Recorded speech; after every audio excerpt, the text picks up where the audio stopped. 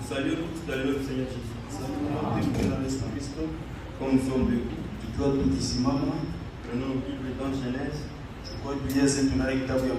chapitre 6, on lit le verset 1er jusqu'à 7. Si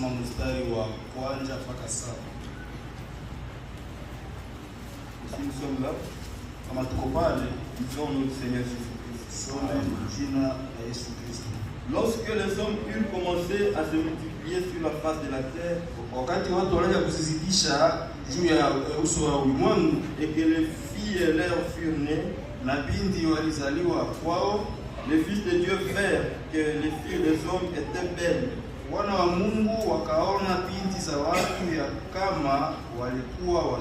Et ils en prirent pour femmes parmi toutes celles qu'elle avait choisies. Qu'elle choisit. Alors l'Éternel dit, mon esprit ne restera pas à toujours dans l'homme.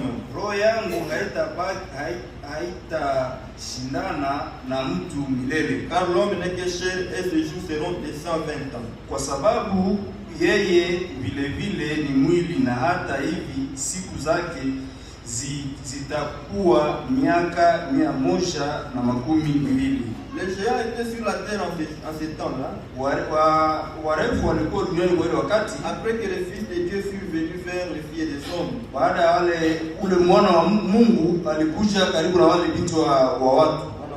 Et que leur eurent donné des enfants. Ces sorcerers qui furent fameux dans l'Antiquité.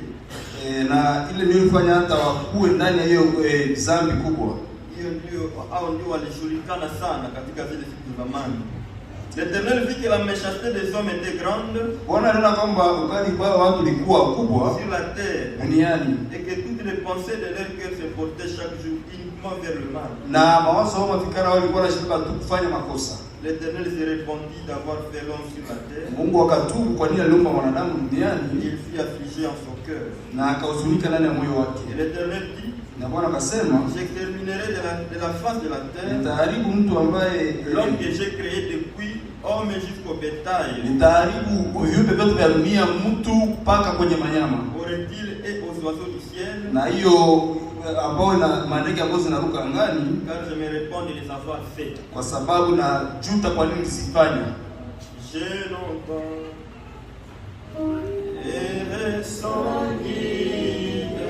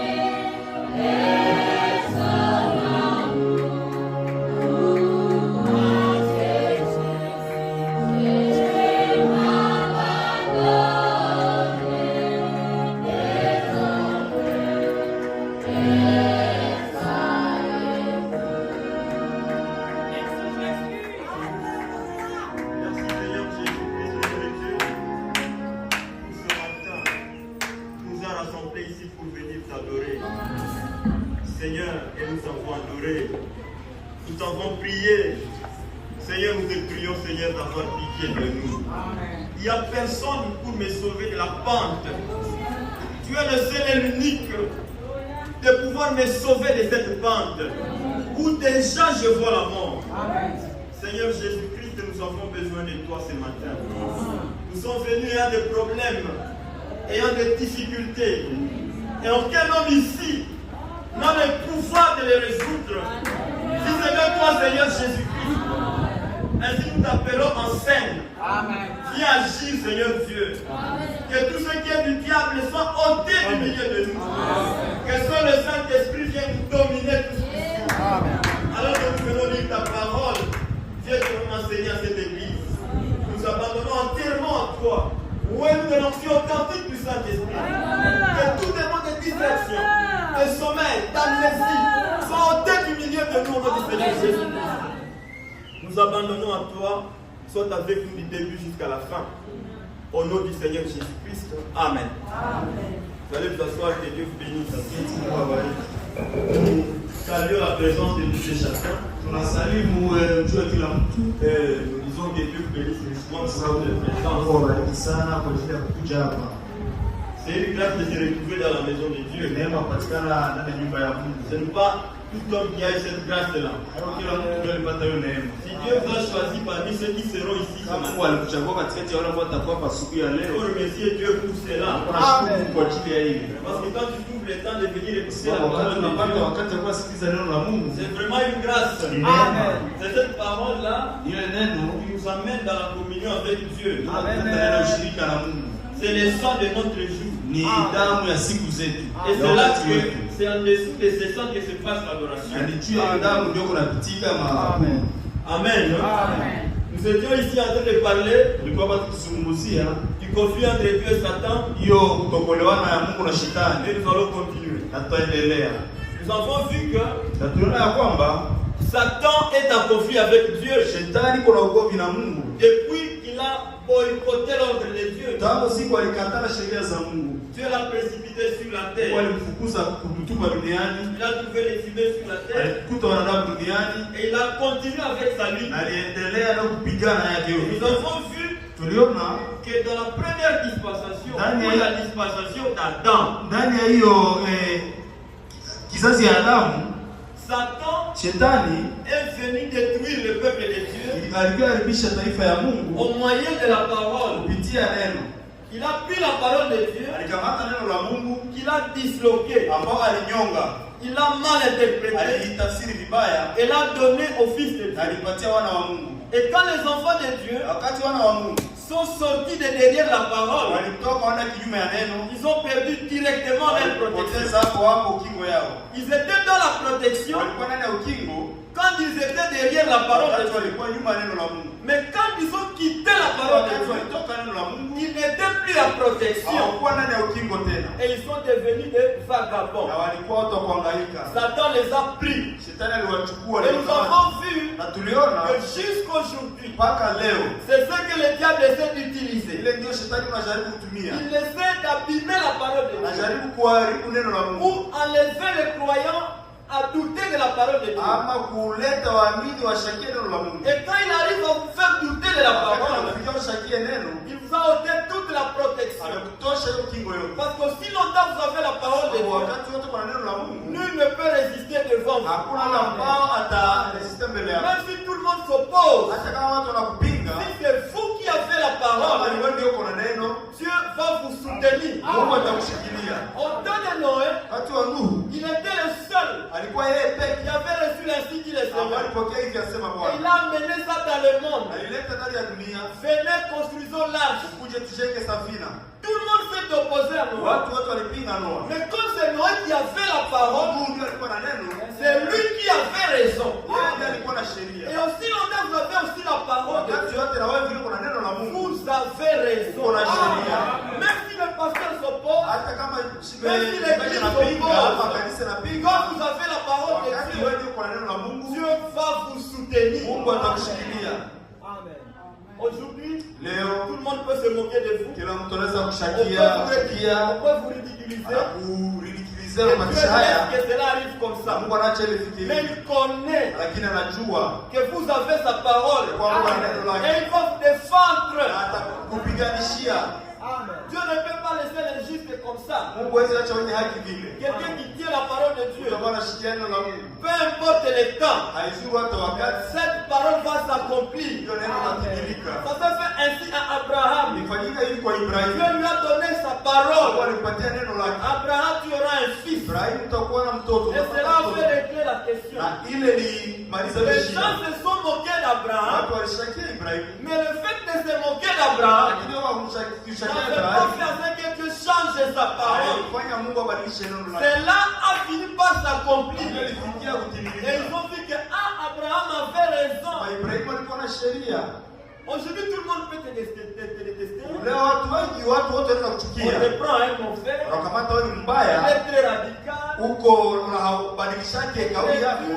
Comment il force les gens? Est-ce que ça c'est la parole? Vu l'âge dans lequel nous vivons, est-ce que les gens peuvent encore se comporter comme ça? Parlez tout ce que vous voulez. Mais aussi longtemps cette personne a la parole, vous lui donnerez raison tôt ou tard. Et Dieu va toujours le soutenir. Et lorsque vous ne croyez pas, vous répondrez ces jours-là. Je n'ai pas cru à cet homme. Et Satan connaît que c'est ça l'arme que Dieu a de mieux qu'il peut donner à l'homme pour le vaincre. C'est comme ça que au début, pour l'enlever là-bas, il a utilisé ces ruses-là. Il ne s'est pas attaqué directement à la personne, mais il s'est attaqué à ceux qui protégeaient l'homme. Si vous voulez tuer une tortue, ne cherchez pas d'abord cet animal-là. Cherchez comment le faire sortir de cette carcasse. Quand la tortue va sortir de là, sinon vous allez la prendre et la tuer. Et c'est comme ça avec le Fils de Dieu. Quand Satan veut le détruire, il commence à le faire douter de la parole. Le prophète dit, il va vous amener une maladie. Et encore il vous dit que les jours de miracles sont passés. Tu ne peux pas être guéri. Ça c'est l'attaque de la mort. Si tu cèdes à cette rue du diable, réellement tu vas mourir. Mais si tu te tiens à la promesse de Dieu, ça va s'accomplir. Dieu ne ment jamais. Aujourd'hui nous avons la grâce. Parce que nous avons au moins les gens qui ont vécu avant nous. Vraiment c'est pitoyable. Quand nous n'arrivons pas à croire à la parole de Dieu. Les gens ont vécu des temps de Noé. Ils n'avaient jamais vu la pluie. Mais au moins Noé leur avait parlé de la pluie. Ils n'avaient pas cru. Ce qui nous étonne aujourd'hui, nous avons déjà vu les jugements que Dieu a infligés aux gens. Au temps de Noé, au temps de Sodome. Mais quand on te dit encore, si tu ne crois pas, tu seras condamné. Tu n'arrives pas à croire. Vous voyez que notre sort sera plus grand que celui de ces gens-là. Au temps d'Adam, Satan a truqué la parole de Dieu. Et il a vécu. Et le prophète dit, dans cette tactique-là, Satan vaincra si vous doutez de la parole de Dieu. Donc quand il entre dans la parole, il vous amène à douter de la parole. Il vous amène à disloquer cette parole. Facilement pour lui donner la victoire. Vous commencez à raisonner à la parole. Pourquoi vous raisonnez? Dieu a dit c'est réglé. Je n'ai pas besoin de connaître connaître comment il va le faire. Comment c'est possible? Pourquoi est-ce que tu as dit ça? Tu veux demander des comptes à Dieu. Il a dit, c'est réglé. Je n'ai plus besoin de connaître les pourquoi. Ce que je dois faire, c'est de croire. Et quand je crois la parole, Dieu qui a donné cette parole va l'accomplir. Ça c'était au temps d'Adam. Maintenant au temps de Noé, c'est ce que nous venons de lire. Satan est venu encore. Cette fois-ci, pour enlever les enfants de Dieu dans la parole. Parce que c'est ça le plan de Dieu.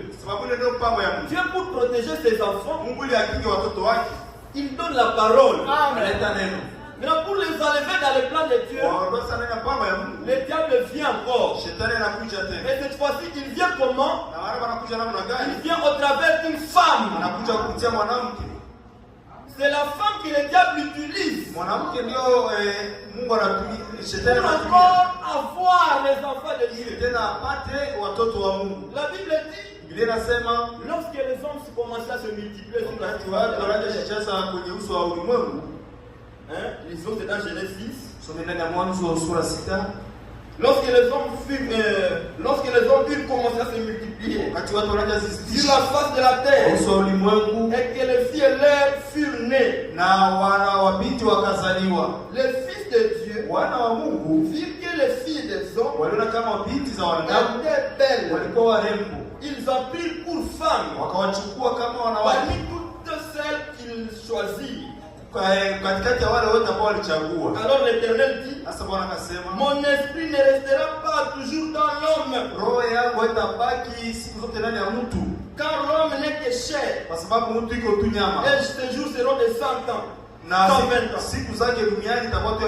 Mon esprit ne va pas contester à toujours avec l'homme. Pourquoi Dieu s'est lamenté comme ça? Quand les fils de Dieu ont vu que les filles des hommes étaient belles et elles ont pris pour femmes. Et dans Luc chapitre 17, Jésus s'est référé là-bas. Il dit que ce qui était arrivé au temps de Noé arrivera de même à la venue du Fils de l'homme. Il dit que ça a commencé avec la femme et ça va se terminer avec la femme. Le conflit entre Dieu et Satan, paragraphe 125. Il dit ceci. Lisons le prophète. Or, Jésus a dit, ce qui arriva du temps de Noé arrivera de même à la venue du Fils de l'homme. Les femmes séduisantes,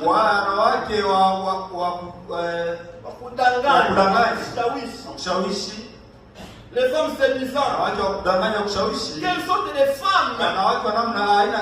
Des caïnites. Voyez-vous, qui prennent les fils de Dieu. Voilà ce qui va arriver encore. Les femmes seront très belles. Quel genre de femmes?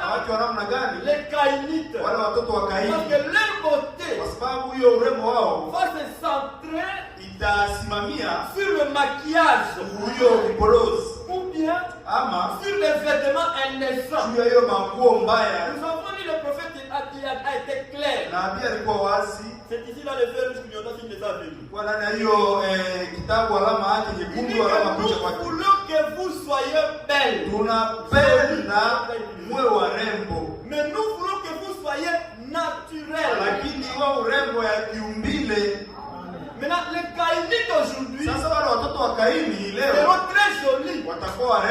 Mais cette beauté-là, ce n'est pas une beauté naturelle. Une beauté qui se fabrique pour apparaître belle devant les hommes. Voyez, les fils de Dieu qui prennent les femmes caïnites. Dieu n'a pas aimé ça. Il dit au paragraphe 127. Les femmes sont devenues mignonnes, féminines et tout plus séduisante. Na wanavutia tena sana. Qu'est-ce qu'il y a? Kuko nini? Elle s'habille de manière à être plus séduisante. Wanafanya kwa hiyo hali ambao wavutie sana. C'est le diable qui les fait porter comme ça. Shetani anafanya wavae hivi. Il porte de cette manière Wavae ile hali pour apparaître plus séduisant. ili waonekane wa kuvutia sana. Quand les fils de Dieu vont les observer, Hata watoto wa Mungu watatazama que les fils de Dieu tombent. wana wa Mungu waanguke hata. Maintenant le prophète dit Sasa nabii anasema que pour un non-croyant, kwa ule musioamini, c'est le pécheur là qui va tomber à cause de l'habillement, de mauvais habillement de ule la ambao femme. ataangua kwa sababu ya mavalio mbaya wanawake, Ce n'est pas de sa faute, kwa kosa c'est lake, de votre faute de vous la femme qui a kwa fait. kosa yako wanamke ambao Et vous aurez à répondre un jour na siku moja que utashinda vous avez servi le kwa diable. sababu mtumikia shetani. Il dit ceci. Nasema hivi, Alors qu'autrefois, ijapokuwa zamani les femmes portaient des robes très amples, wanawake walikuwa wanavaa makanzu nzuri avec des manches ambao kuna mkono mrefu et de longues jupes. na hiyo majibu ya mrefu, Elles cachaient leur corps walikuwa na vika mwili yao parce qu'elles ne voulaient pas que les hommes les kwa convoitent. sababu hawapenda wanaume wa watamani. C'était ça la manière des femmes. Ile ilikuwa hali ya wanawake kule, Elles cherchaient à cacher leur corps. walitafuta kuficha Elles mwili portent des zao, robes qui sont amples, walikuwa na vala hiyo marobe ambayo nawaacha avec des kabisa, manches. na kuna mikono. Elles ne voulaient pas que les hommes puissent voir leur corps. Hawapenda wanaume waone mwili wao Elles ne zao, voulaient pas que les hommes les convoitent. hawapenda wanaume wa watamani. Maintenant aujourd'hui, Lakini leo elles les portent. wanaivala tena. Pourquoi? Kwa nini? Pour que les hommes les convoitent. Ili wanaume wa watamani. C'est ce que dit le prophète. Ndio nabii anasema Que si les femmes portent comme ça, kama wanawake wanavala c'est vile, pour que les hommes les convoitent. ili wanaume wa Et watamani. quand un homme vous convoite, Wakati mwanaume anakutamani, il a commis adultère avec vous dans son cœur. anafanya uzinifu na wewe ndani ya moyo wake. Chacune d'elles Mmoja wao vivait pour un seul homme. alikuwa anaishi kwa ajili ya mwanaume Celui mmoja, qu'il avait choisi pour épouse. yule ambaye mchagua kama mwanamke. Aujourd'hui, Leo les femmes wanawake se moulent wanajisoka dans des petits vêtements. ndani ya nguo ndogo ndogo, Et l'immoralité connaît une telle propagation na hiyo kuishi vibaya imezidika et sana, un tel déchaînement que ça dépasse même l'entendement. na inaenda kuzidia hata kuelewa.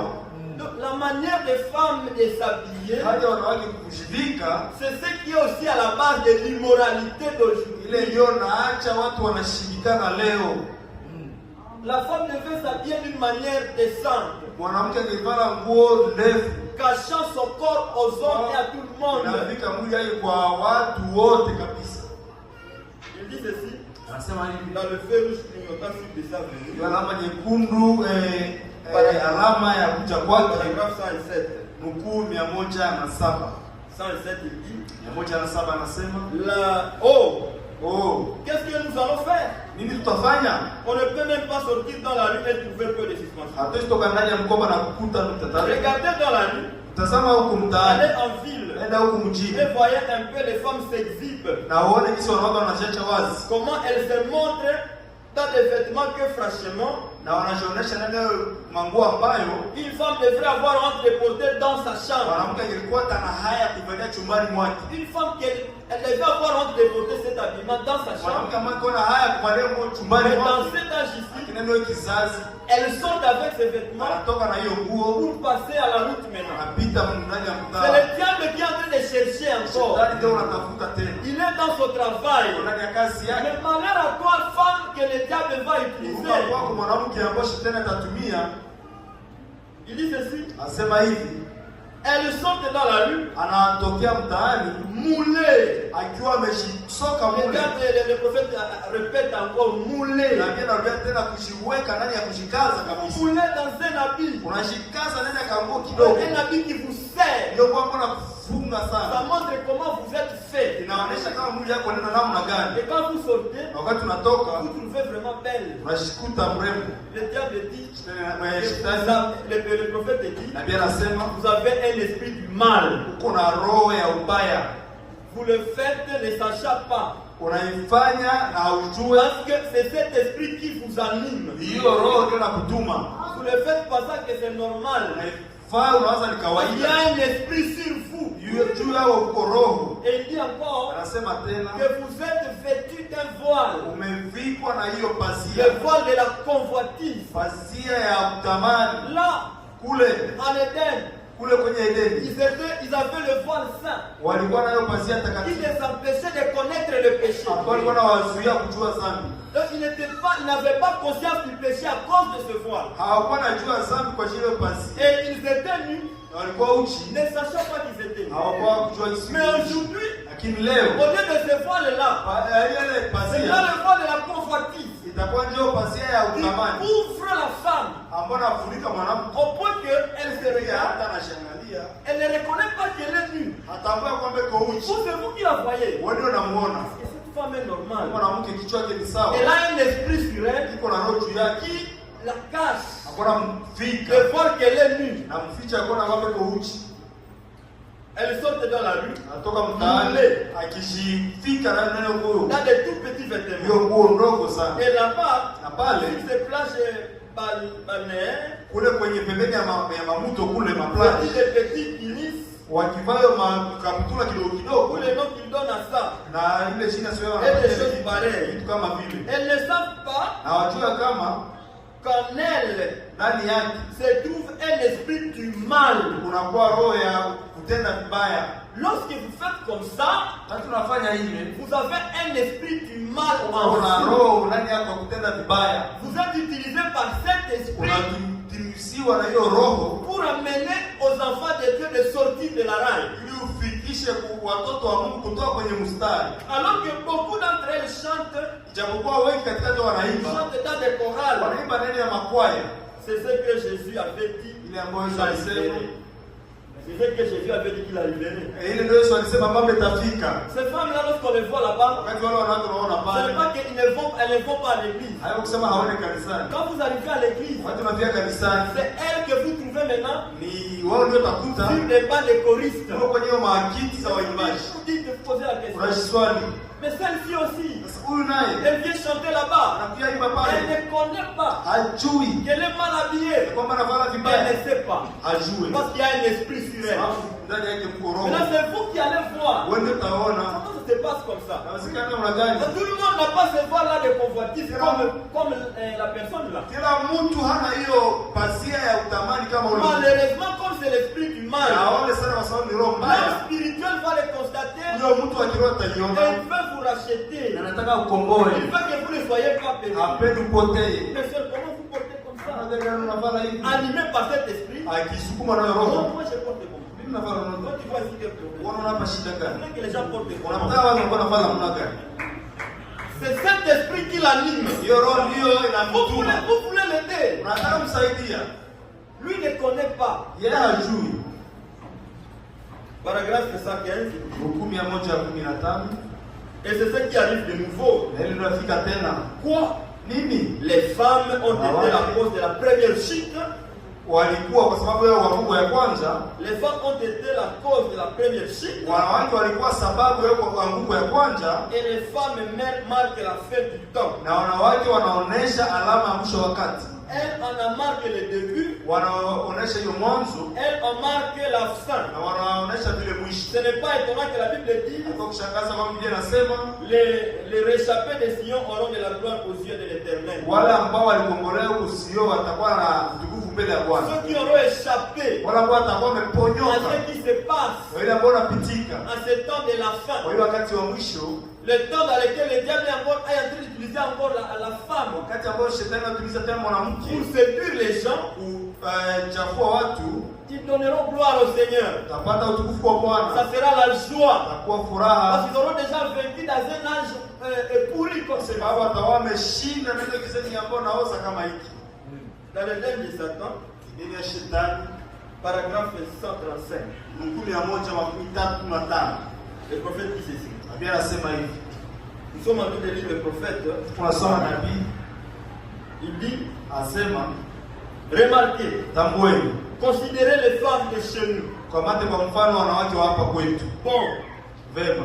Si vous voulez connaître les temps de l'église, Kama unataka ujue hali ya kanisa, observez la conduite des femmes. angalia mwenendo ya wanawake.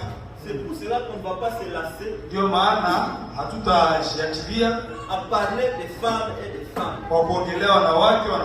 Parce que la conduite de cette église, Kwa sababu uongozi wa kanisa, donc voir l'état de cette église, kuona hali ambayo kanisa iko on va nayo, voir comment les femmes se conduisent. naona namna gani wanawake wanatembea. Il dit ceci, Anasema hivi, elle représente toujours l'église. na maanisha mara nyingi kanisa Dans les mains de Satan, ndani ya ideni ya shetani, du péché, ya shetani ya de dhambi, l'incrédulité, ya kutokuamini, une perversion religieuse, hiyo kugeuzika ya un Kikristo, royaume perverti. hiyo kufanya mbona geuzo. Au lieu d'opter pour la parole de Dieu, Baada ya kukubali neno la Mungu, ils ont opté pour le savoir intellectuel de l'homme. wao wanakubali hiyo kujua ya kielimu ya Au mwanadamu. lieu de lui donner la parole noir sur blanc, Watampatia neno mweusi juu ya il mweupe, va se pencher là où l'homme a dit. yeye atabakia ngambo ya ambao mwanadamu alisema kitu C'est une fulani. prophétie qui s'accomplit. Unabii ambao unatimilika. Les pensées des hommes à ce temps-là Ya watu kwa wakati wa Nuhu se tournaient seulement au mal. ilikuwa tu kugeukia kwenye Pour vibaya. lui montrer ce qui est bien, Unamuonesha mais vizuri, lui a tendance d'aller toujours vers le lakini mal. yeye anataka aende tu kwenye vibaya. Au lieu d'opter pour la parole de Dieu, Baada ya kuitiki ile ambayo il va tunasema, opter pour la pensée des noms. ataitika juu ya mwanadamu, mafikiri ya mwanadamu Au lieu nasema. d'opter pour l'église, Baada ya kuitika ile ambayo kanisa ils nasema, ont opté pour l'organisation. wanaitika ile ambayo muundo Et unasema. ils sont en train de se soumettre à un seul chef suprême. Na wanaendelea kufuata kusikia ile ambayo mkubwa wao anasema. Paragraphe 139. 139. Remarquez, Tambueni, c'est Ève que Satan a utilisé, ni ile ambayo shetani alitumia, c'est Ève ni Hawa ndio shetani que alitumia Satan a utilisé pour faire pécher Adam hivi Adamu afanye dhambi par le pouvoir kupitia uwezo de sa convoitise. na hiyo kutamaa. Donc pour qu'Adam arrive à pécher, Hivi shetani Adamu afikie kufanya c'est dhambi, Ève qui l'a amené à pécher. ni Hawa ndio alifikia Par son pouvoir de afanye la dhambi convoitise. kupitia hiyo dhambi ya kutamani. Maintenant c'est pareil. Sasa vile vile ni Elle sawa, fait la même chose nafanya aujourd'hui. sawa sawa leo. Mais remarquez, Tambueni, les cheveux coupés, manywele ambayo zimekatwa c'est pas la parole. haiko neno. Les cheveux coupés pour une femme. Nywele ambayo mwanamke anakata nywele, Le visage fardé. hiyo sura ambayo imepambwa, Le vêtement sexy. hiyo mavazi ya kuvutia kwenye ngono. Voyez-vous, Waona elle fait ça anafanya hivi sans savoir que chacune de ces choses est contraire à la parole de Dieu. bila kujua kwamba moja ile vitu vyote ni kinyume ya neno la Mungu. Mais si vous faites ça, Lakini kama unafanya hiyo sasa et vous ne sachiez pas que ce n'était pas la parole de Dieu, na haukuwa unajua kwamba ni neno la Mungu, sachez-le aujourd'hui ujue sasa leo que couper les cheveux, kukata nywele, le visage fardé ile sura ambayo na vipodozi et le vêtement sexy, na hiyo manguo ya kuvutia kwenye ngono, la femme ne va pas apporter. mwanamke hawezi ivaa. La femme ne peut pas se comporter comme ça. Mwanamke hawezi shikamata hivi. Voilà le pouvoir de la convoitise Tazama uwezo wa tamaa qui a amené Adam à pécher. ishia Adamu kufanya Quand dhambi. vous vous comportez comme ça, Wakati unafanyikana hivi, vous amenez le Fils de Dieu à pécher. unapeleka mwana wa Mungu kufanya dhambi. Il dit ceci. Unasema hivi, Il dit, anasema voyez-vous, ona, elle fait ça sans savoir que chacune de ces choses est contraire à la parole de Dieu. anafanya ile na anajua kama mmoja ya zile zote iko kinyume ya neno la Mungu. De se couper les cheveux Katwa nywele fait d'elle une femme déshonorante. inafanya awe mwanamke ambaye ana heshima. Anaheshimike, déshonorante. Ça c'est couper les cheveux. Ile ni kukata nywele. Une prostituée. Kahaba, Namfanya kahaba. ça fait d'elle une prostituée. Quand vous coupez les cheveux, vous Wakati wewe mwanamke unakata nywele, ça fait de vous une femme déshonorante. inafanya wewe mwanamke ambaye haheshimiki, Comme une prostituée comme na ça. kufanya kama kahaba, De porter des shorts na kuvala makaputula, la fait tomber en disgrâce. inafaa uende hata mbali na mstari wa neema. Quand une femme qui porte des shorts, Mwanamke ambaye anavala makaputula ça te fait tomber en disgrâce. na kuangusha wewe mbali na Si tu neema. le faisais, Kama ulikuwa ne le unaifanya, faites plus. usifanye tena. De mettre des robes sexy. na kuvaa hiyo manguo ya kuvutia, fait d'elle nafanya kwake une prostituée. kahaba, Et elle ne le sait pas. na haijui.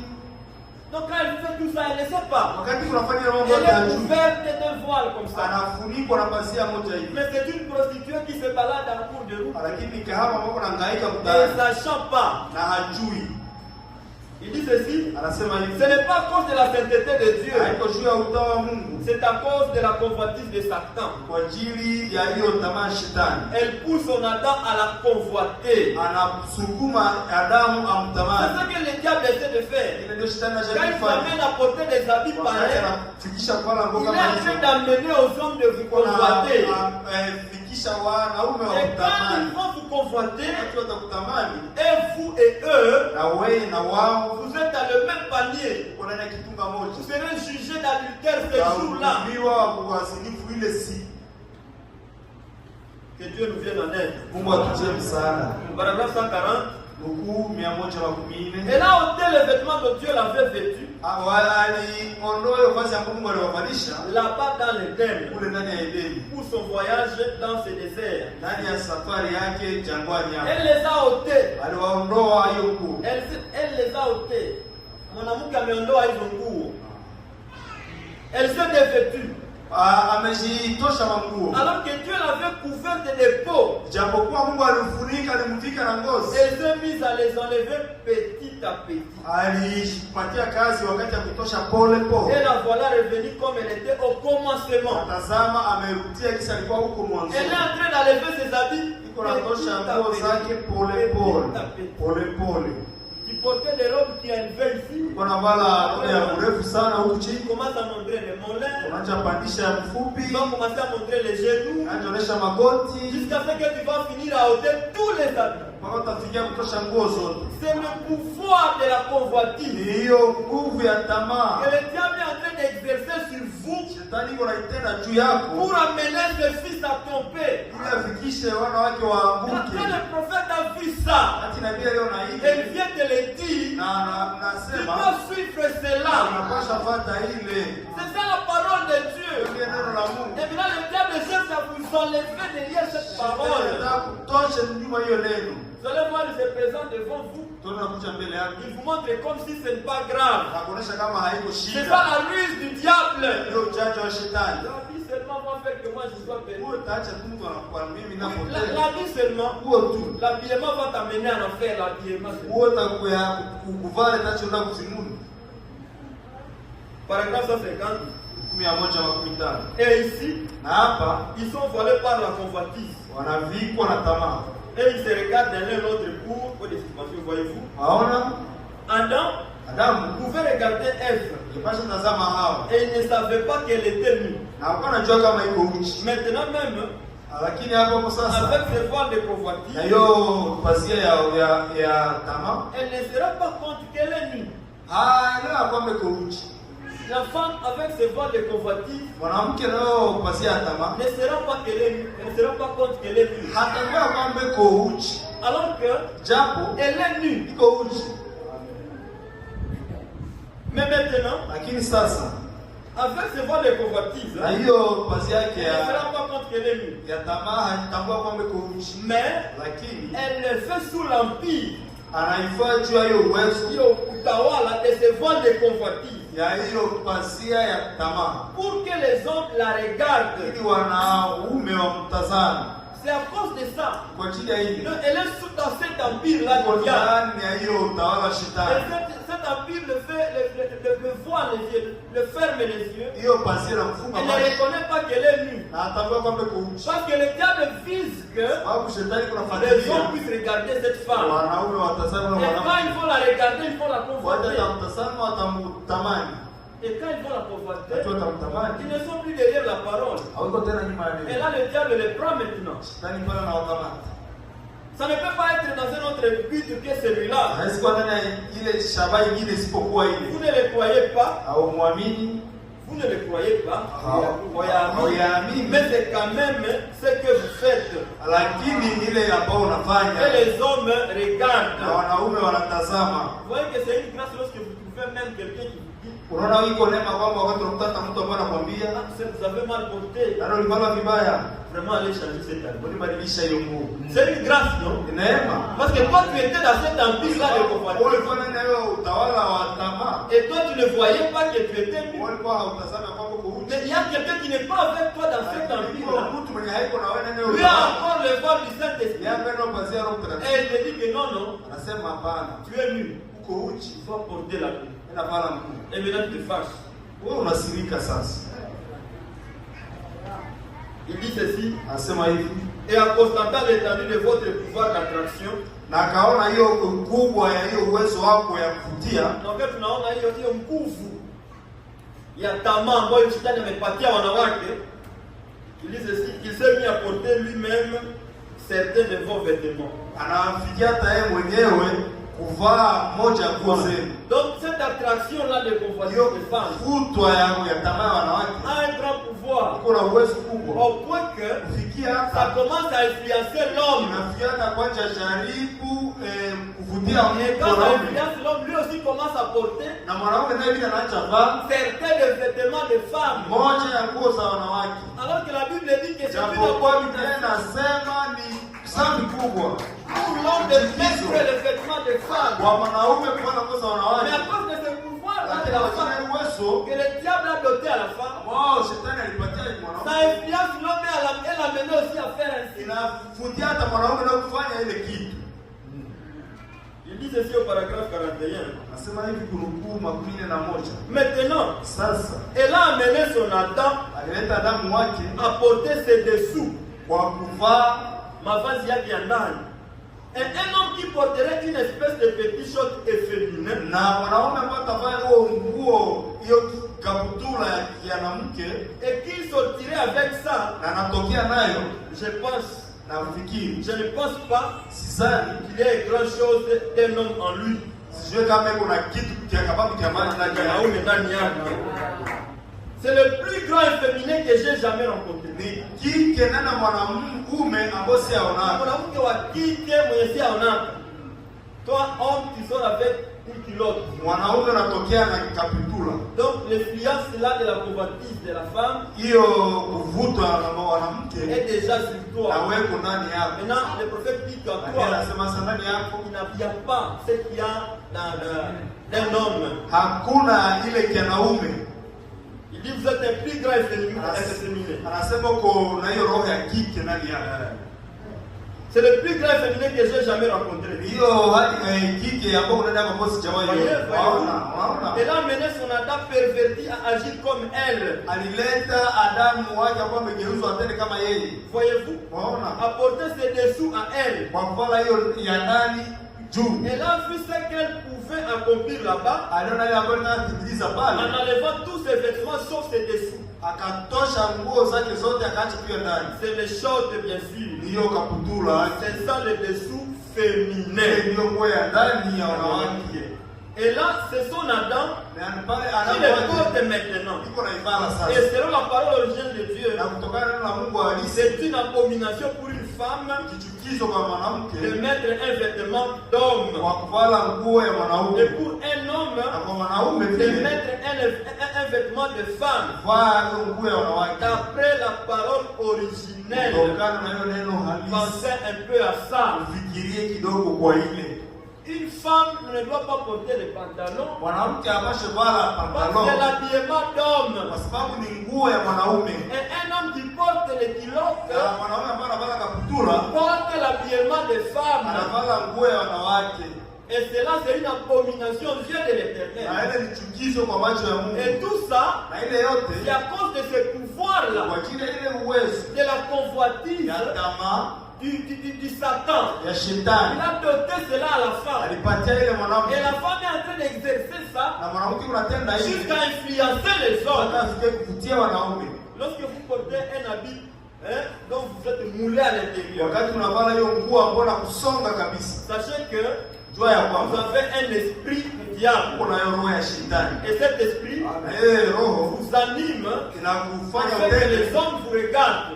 Et quand les gens vont vous regardez, ma soeur, vous êtes adultère.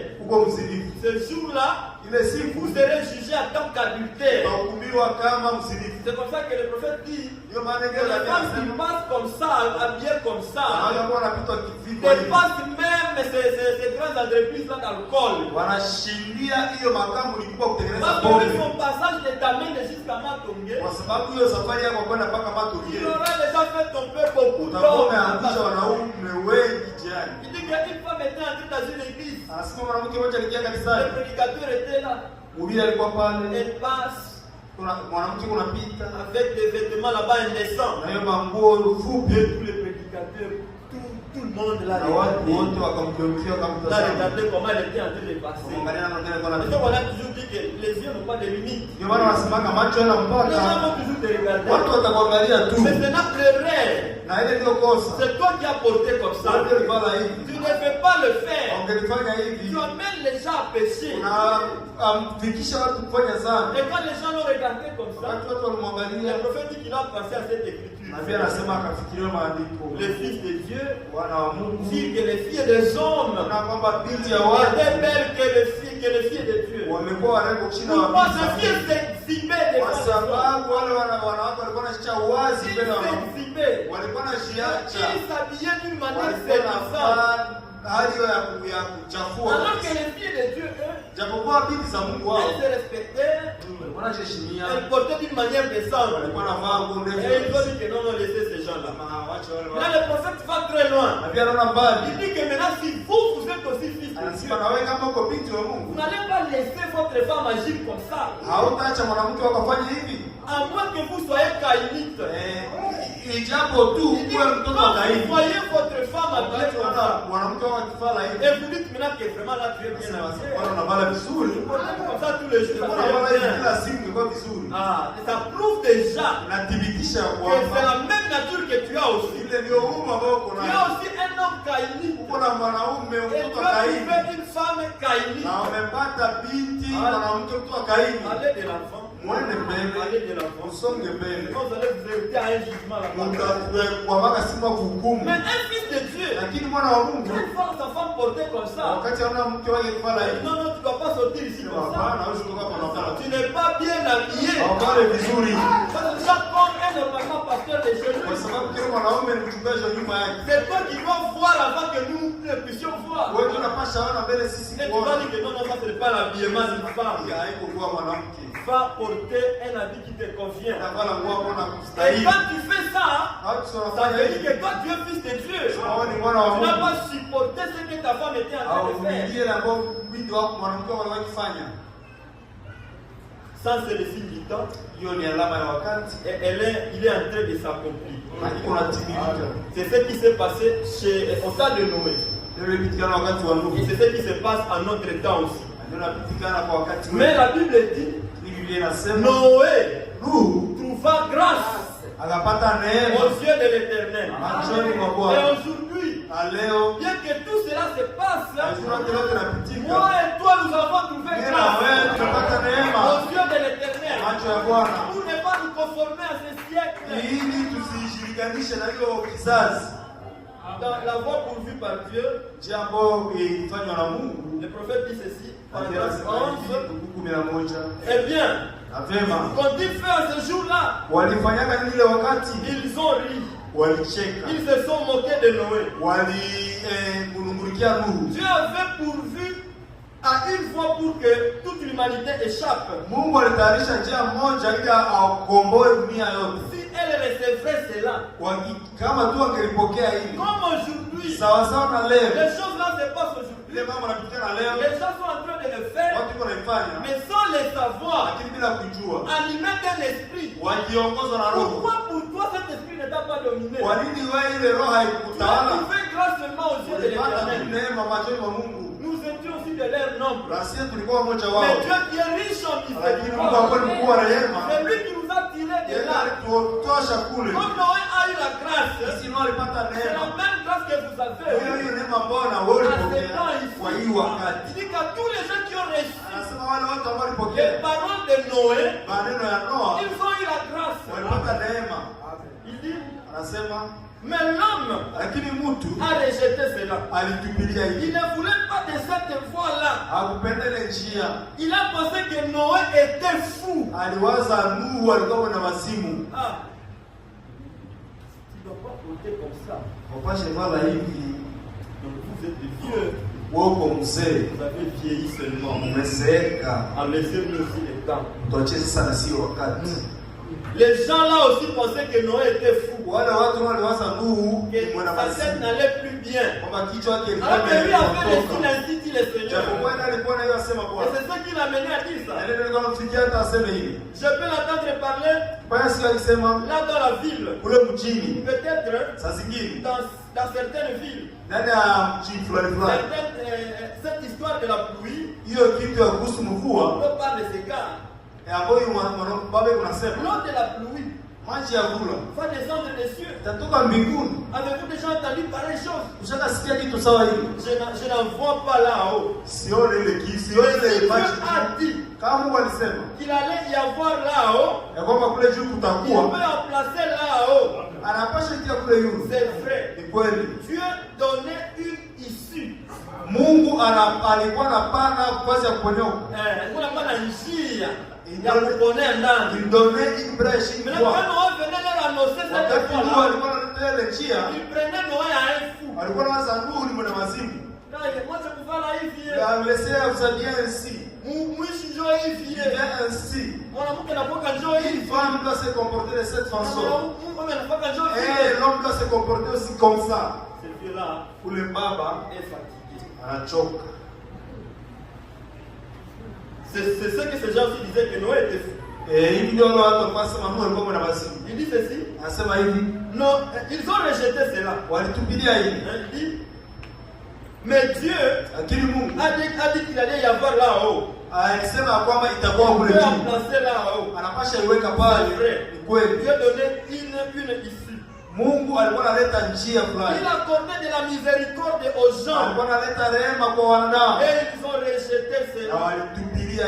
Et Noé a prêché 120 ans. Les gens amené les gens à se réformer. Pas à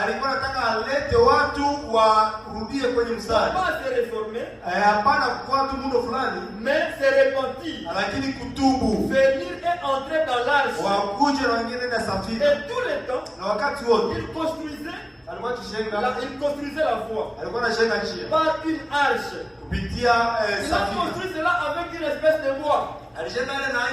Pour le salut des gens, de sa propre maison et de ceux qui viendraient. Il y avait une porte dans l'arche. Dieu a vu cela et cela n'a pas réjoui Dieu dans son cœur. Le Fils de Dieu vont vers le Fils des hommes. Exterminer l'homme de la face de la terre. Par ses pensées, se tourne toujours vers le mal.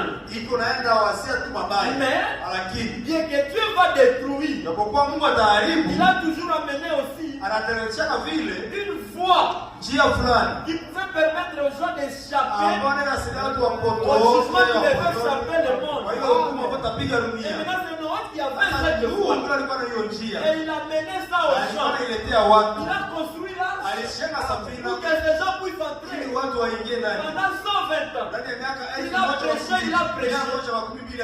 Mais les gens n'ont pas cru. Mais c'était déjà une issue à laquelle Dieu avait déjà posé. Et à ce temps de la fin, tout le monde est en train de se corrompre. Dieu a encore envoyé un prophète. Il vient appeler les gens.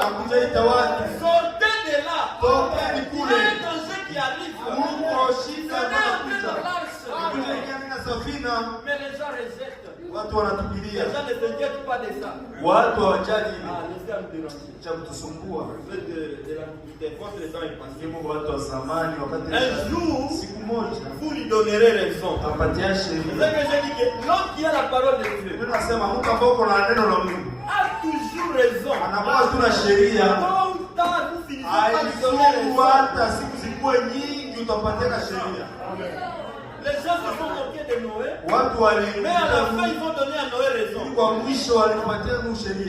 a raison Wale wale nimesikia kwa magoti. Pendant que l'eau commençait à monter sur les Mlango genoux. umefungiwa. Et les portes étaient déjà Tu fermées. peux venir entrer. Unataka kuingia fermé. mlango umefungwa. Il n'y a pas moyen. Hakuna namna. Il y a un temps pour tout. Kuna wakati ya kila kitu. Il dit, Anasema et tout le temps il construisait la voie par une arche. wakati wote alikuwa anajenga safina njia safina Pour le salut des gens, kwa ajili ya de wokovu sa wa watu propre maison, na nyumba et yake de ceux qui viendraient. na ambao atakuja. Il y avait une porte dans l'arche. Kulikuwa mlango kwenye Et safina. oh, comme je peux regarder, Jinsi naweza là tazama dans le passé, kule ndani ya bila je ilipita. pensais maintenant au temps où Noé Watu wakaanza wakati ambao Nuhu avait fini de prêcher alimaliza et kuhubiri. que tout le monde avait rejeté. Na watu walitubilia. Ils s'étaient moqués de lui. Walishekelea L'avait raillé. na walimwacha mbali. Voyez-vous cela? Waona ile? Kila mtu anamchekelea. Tout le monde qui se moquait de lui. Noé laisse-nous, laisse-nous déranger. Wacha kutusumbua. Tu es fou. Unakuwa na C'est wazimu. pas normal. Hauko kwenye mtu mwenye kwa kawaida. Unachoka kula On a wewe. déjà vu la pluie. Ushakuwa na Bien que tu as mvua. entendu même l'histoire de la pluie. Ushakasikia habari ya kula. Jésus a dit, Yesu ce alisema qui arriva du temps de Noé, na moyo fika kwa watu wa Nuhu manger, kukula, vivre, walikuwa se kinywa, marier, walikuwa na donner en oa, mariage. walikuwa na olewa. Morale, immorale, Ile hali nzuri mbaya pollution, ya juste kwa comme moja ce qu'on a aujourd'hui. sawa sawa na ile ambayo Tout tuko à nayo. fait pareil. Yote kwa sawa Un sawa. message qui semblait aux yeux du monde comme du fanatisme. Ujumbe ambao unaonekana kwa macho ya watu kama Je ushabiki. peux dire Alléluia. Na Biblia inasema haleluya. Le message de Noé Ujumbe wa Nuhu devant le monde, mbele ya c'est wanadamu comme du fanatisme. iko kama ushabiki Et c'est pareil aujourd'hui. na ni sawa sawa Ce leo. message ici, Hii ujumbe quand on l'amène aux gens, tunaletea ils watu pensent que les gens sont en train de plaquer. wanaanza tunafanya Ces mzaa. gens ici n'ont pas à faire. Hao wataona kufanya. Ces gens ici, je ne sais pas quoi. Hao watu Tu sijui. vas commander tout ce que tu vas vouloir. Utasema hata Mais ce qui kusema. s'est passé au temps de Noé Kila mmoja alipita wakati wa va Nuhu. encore se passer au temps de la fin. Utapitikana tena wakati wa Priez mwisho. comme vous le pouvez. Mcheke kisi Priez mnapenda. comme vous le pouvez. Ufanye usafi kisi Rejetez mnaweza. le message comme vous pouvez. Tupilie ujumbe kisi Mais le mnapenda. jugement arrive. Lakini hukumu inakuja. Le jugement arrive. Hukumu inakuja. Il dit ceci. Nasema hivi. Un message qui semblait aux yeux du monde comme du fanatisme. Ujumbe ambao ulikuwa unaonekana macho ya ulimwengu kama ushabiki. Alléluia. Haleluya. C'est vrai. Ni kweli. Et Dieu Na Mungu a une foi à laquelle il a pourvu ce soir. iko na jambo litarisha magharibi ya Nous leo. allons lire ce matin. Hiyo sisi tutasema asubuhi ya leo. Et il est allé taxé de fanatisme. Na waliwaita kwa washabiki. Et elle est taxée de fanatisme. Na ameitwa kama mshabiki. Mais c'est le message de Dieu. Lakini ujumbe wa Mungu. Il y avait une porte ouverte dans l'arche. Ulikuwa mlango wazi kwenye Et safina. cette porte Na hiyo mlango est Jésus-Christ. Yesu Kristo. La voie à laquelle Dieu a pourvu. Mlango ambao Mungu alitayarisha. Tout homme qui veut venir Kila mtu ambaye anapenda kuja, est le bienvenu. hii tunamkaribisha. Mais rejeter cela, Lakini kutupilia ile c'est mourir. ni kukufa. C'est vrai. Ni Et kweli. rappelez-vous, Kumbukeni. la même pluie qui avait noyé le monde Hiyo kula ambao ilisababisha a dunia. sauvé Noé. Iliokoa Nuhu. Le même eau Hiyo qui maji. avait détruit le monde, Ambayo iliharibisha qui dunia. avait amené le jugement sur le Ambayo ileta monde, hukumu duniani. c'est celle qui avait sauvé Noé. Hiyo ndio iliokoa Et Nuhu. le même Saint-Esprit ce soir, Hiyo Roho Mtakatifu magharibi dont ya leo. vous vous moquez Ile ambao et que vous rejetez, unatupilia nous taxons d'une bande de ces exaltés, na ukatuita kama ile kikundi le ya watu même ambao Saint-Esprit hiyo Roho Mtakatifu sauvera l'Église, itaokoa kanisa. jugera le monde Itahukumu dunia. et le condamnera. Itahukumu ile C'est vrai. kweli. Dans cette eau-là, Hiyo qui maji a noyé les gens au temps de ambao Noé, ilisababisha watu wa c'est Nuhu. à partir de cette Na même ni eau kupitia ile maji que Noé a été sauvé. Nuhu alikuwa. Parce que l'arche flottait au-dessus de cette eau. Sababu hiyo safari ilikuwa Mais ikiongelea juu quand ya l'arche flottait là-bas, wakati yeye alikuwa les gens étaient en train anaongelea, de mourir là-bas. wengine walikuwa wanakufariki. Et ce même message Hiyo ujumbe qui est en train de sauver les gens wako ici, unaokoa moja c'est hapa. ce même message Hiyo qui ujumbe est en train de condamner les wako autres. na hukumu wengine Et hapa. ça va dépendre de Itatokana votre manière na hali yako de recevoir ce ya message. kupokea hiyo ujumbe. On va te dire ceci, Watamwambia tu hivi, le rejettes, unatupilia, tu le négliges, tu unasahau, le prends comme du fanatisme. unaikamata kama ushabiki. D'accord, Sawa, continuez, tu es en endelea, train de te juger. unajihukumu.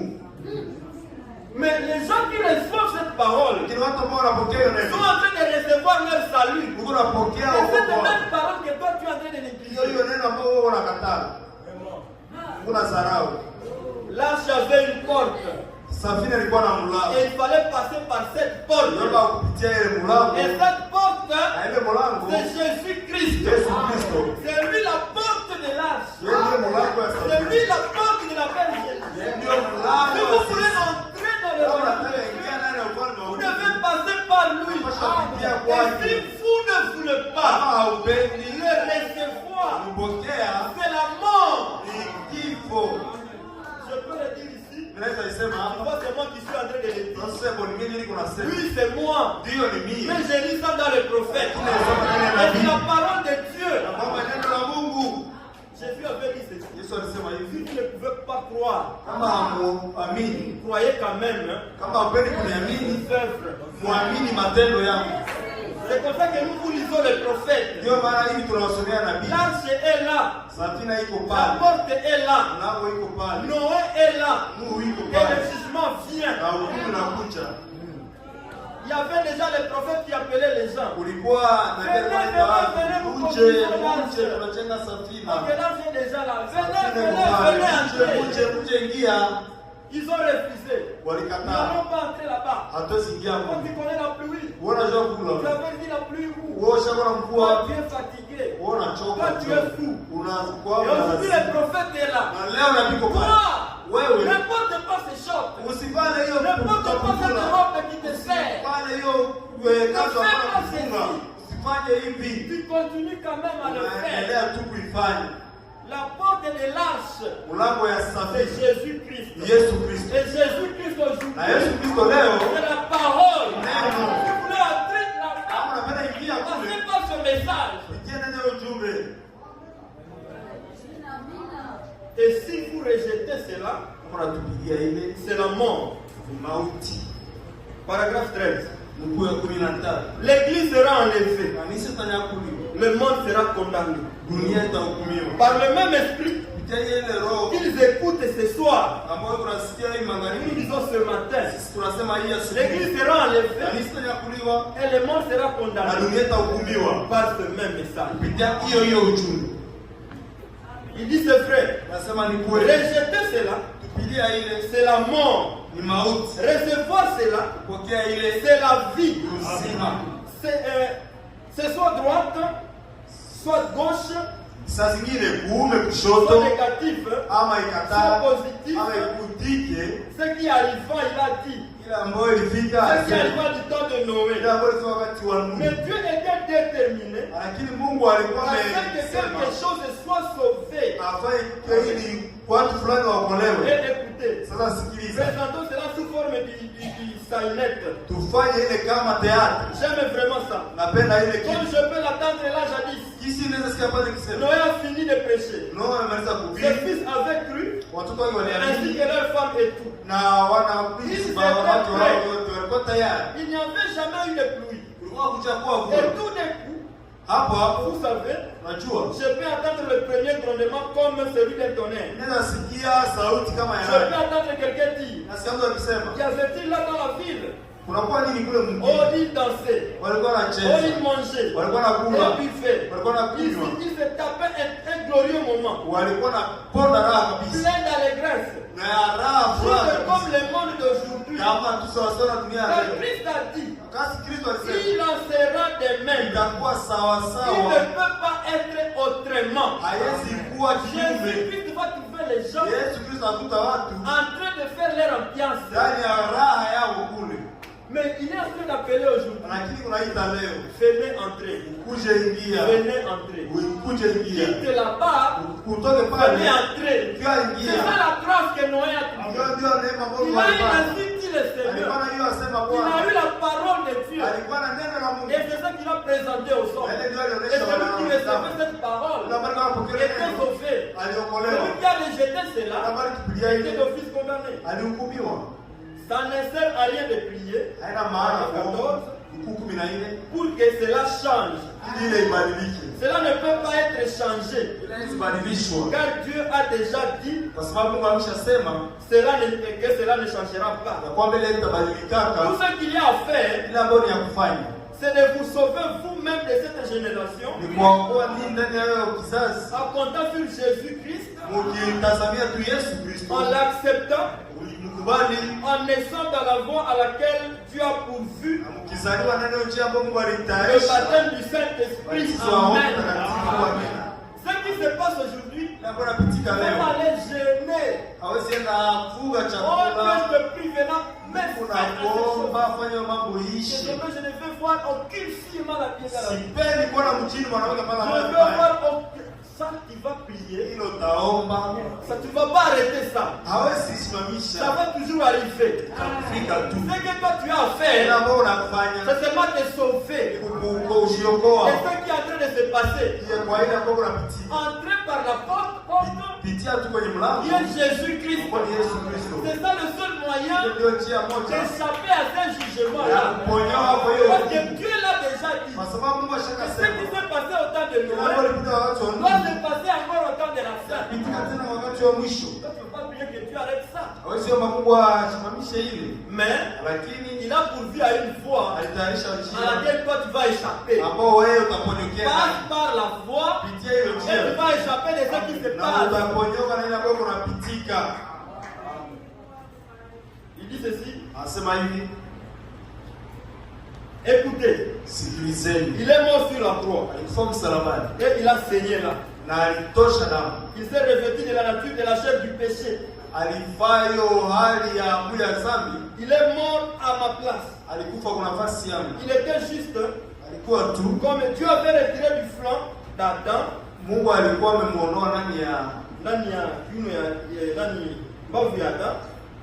Hein? Dieu avait retiré du flanc d'Adam alikuwa amemuondoa ndani ya mbavu ya damu. une côte Hiyo mbavu et il a formé une épouse pour lui. na akatengeneza mwanamke wa chini Dieu yake. a ouvert les flancs de Christ Mungu alifungua mbavu ya et il Kristo a fait sortir d'eau, na akatosha maji, le sang damu et l'esprit na roho pour former une épouse ili afanye bibi harusi pour lui-même, kwa yeye mwenyewe, pour Christ. kwa Kristo. Ok, c'est beau. Ni Nous vizuri. avons été baptisés dans un seul esprit, Tulibatizana na roho moja. pas dans une seule qualité de membre d'église, Hapana ndani ya hiyo hali ya mwanamemba wa kanisa, dans un seul esprit. Amen. lakini ndani ya roho moja. Nous avons tous été baptisés Sote pour tumebatizwa former un seul corps ili tufanye et tuwe devenir mmoja membre de ce na corps. kuwa moja wa hiyo Et mwili. tout aussi certainement que Dieu a ressuscité ce corps-là littéralement de la tombe, Na tukijua kwamba Mungu alifufua hiyo mwili halisi ndani ya kaburi, le corps spirituel il ira dans l'enlèvement exact. hiyo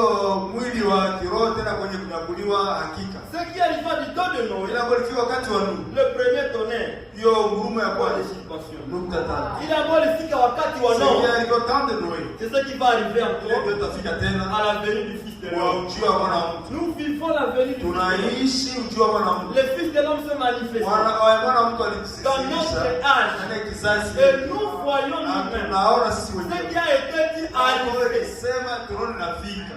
Cela nous prouve aussi que Ila tukishia kwamba le jugement va aussi arriver. hukumu nayo itafika. Noé a commencé à viser, Noe à avertir les gens. aliarifu watu Et les gens na watu l'ont rejeté. Et walitupilia après l'avoir rejeté, na baada ya le kutupilia jugement est survenu. hukumu ikakuja. Ce qui s'est passé là-bas, Jambo likitika ça va se hapo passer encore. itapitikana tena. La porte était sur l'arche. Hiyo Et mlango cette porte, wa c'est Jésus-Christ. mlango ni Yesu Et c'est la voie na ni njia d'échapper ya au kuponyoka. jugement qui va frapper la Kwa hiyo terre. hukumu ambayo tutapiga Il dit que cette Sasa voie-là, hiyo c'est le njia baptême du ni Saint-Esprit. ubatizo wa Roho Ce Mtakatifu. n'est pas le fait d'être membre d'église. Haiko tu kwa mwanamemba wa Parce que kanisa. je fais partie des gens Kwa de sababu prochaine niko tabernacle. mmoja wa wanamemba wa Parce kushika que je suis tabernacle. prédicateur ou Kwa sababu chanteur. niko mhubiri ama Mais mwimbaji. il faut être Lakini baptisé kama du Saint-Esprit. kubatizwa na Roho Mtakatifu.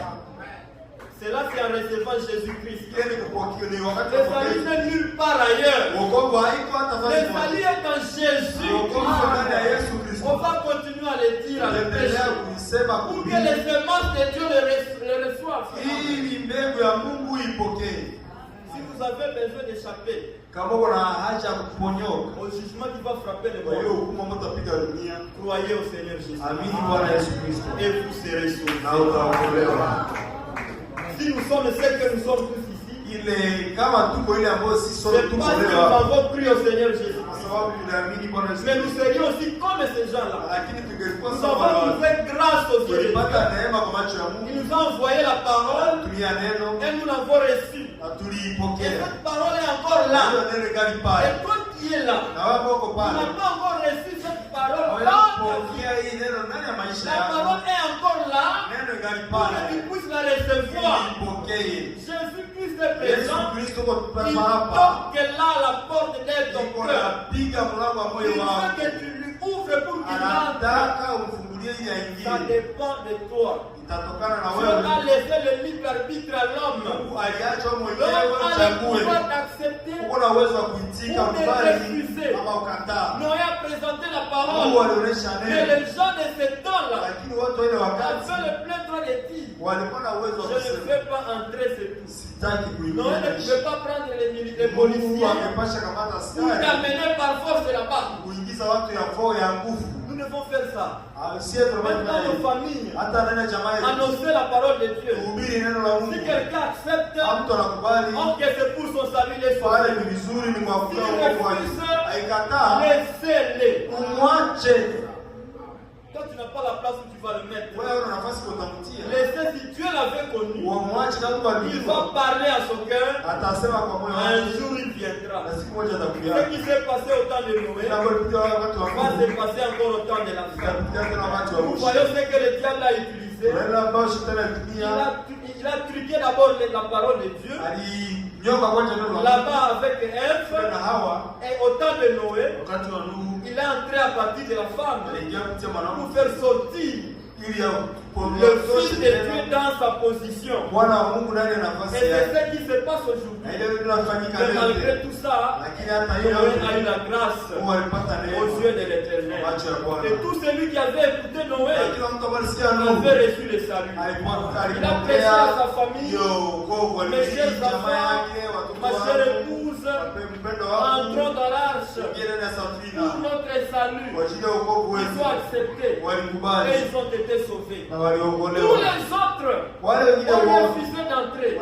Mais l'un nombre ne peut pas empêcher à Dieu de juger le monde. Mais il y aura une personne. Dieu va prendre cette seule personne et partir avec elle. Parce que les gens sont nombreux, ne croient pas. Alors Dieu va manquer d'accomplir ce qu'il veut accomplir.